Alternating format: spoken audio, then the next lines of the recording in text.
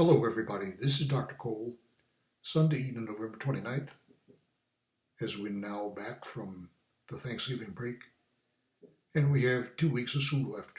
We're now entering week 15 of Humanities 2333 for the fall term of 2020. Everyone, just a word about what's on the syllabus this week.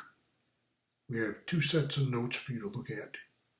We don't have any textbook assignment accompanying those.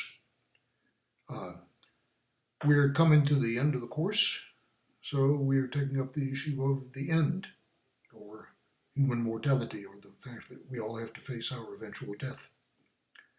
So that's covered in the class notes for lecture 15. And we raise a number of questions there.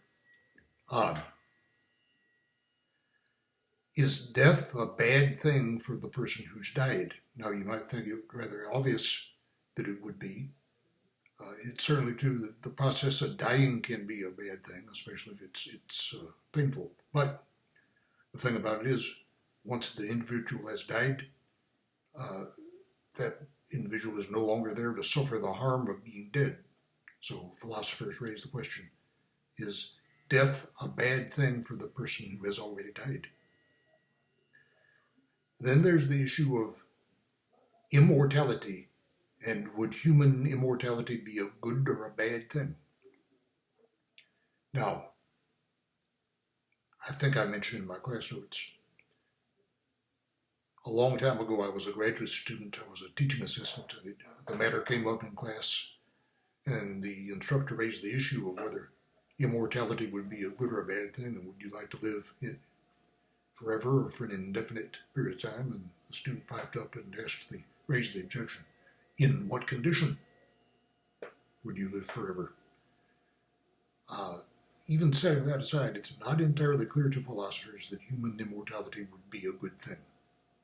And that's discussed in the class notes and also in the reading we have for the quiz this week that I want to discuss with you in just a moment.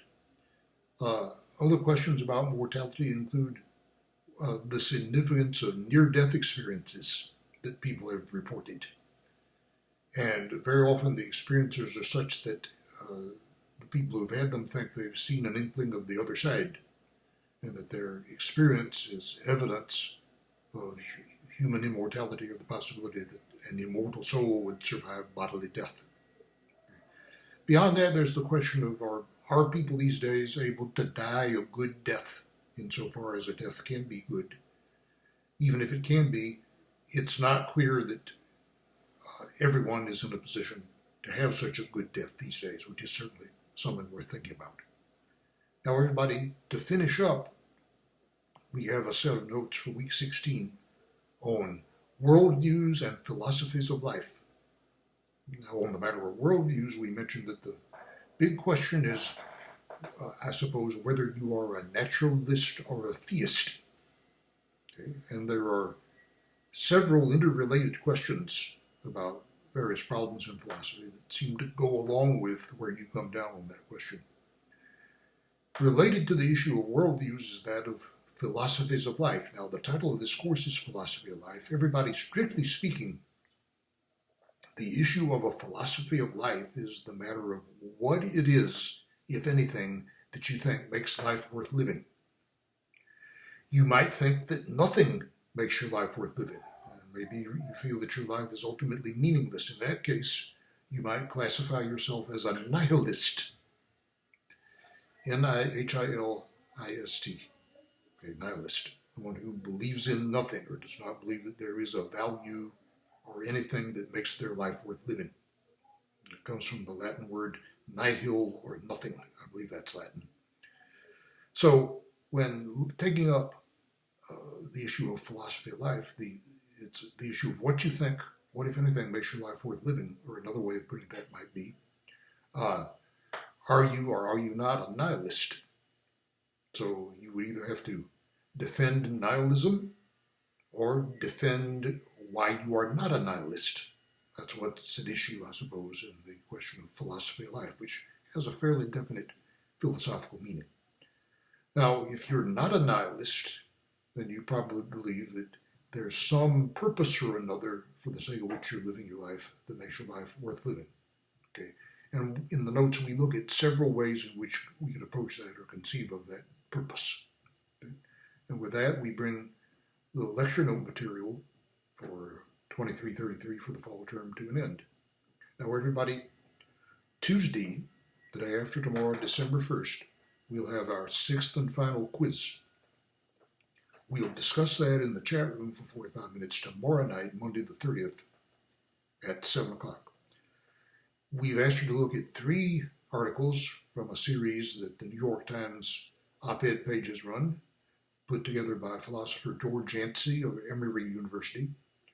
There's one article by George Yancey, that's Emory University in Atlanta, if you're not familiar with it. There's an article by George Yancey himself, and then he interviewed several representatives of various spiritual traditions for this series, all of which are available online. We're going to have you read 2 in addition to the piece by George Yancey. One is by a theologian at the University of San Diego, which is a Roman Catholic institution. That's Karen Thiel. And the other, an atheist philosopher, Todd May. Now, the New York Times piece does not mention that Todd May is a faculty member at Clemson University. Okay, so you have George Yancey's own reflections on dealing with death, and then his interviews he conducted with Karen Thiel and Todd May. And I hope that those will give you some food for thought. We'll ask you 10 true-false items about those 3 quizzes over the course of the day, Tuesday, December 1st. And we'll chat about that. If anyone would like to chat, we'll be available tomorrow evening from 7 to 7:45 Central Time in the chat room. After that, everybody, I'll be talking to you a week from this time about the final exam.